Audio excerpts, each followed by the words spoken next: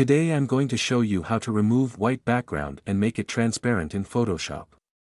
First go to Window. And open your Channels panel. Now hold the Control key, and click any of the channel thumbnails to select your image. With the selection active, click on the mask icon to create a mask. Press Ctrl I to invert. Hold the Control key, and click on the mask of the layer 0 to make a selection. Click on the adjustment layer icon, then create a new solid color. In the color picker, select any color for logo.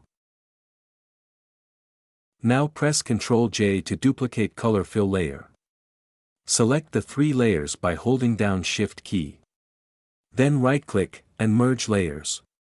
And that's it. Thanks for watching.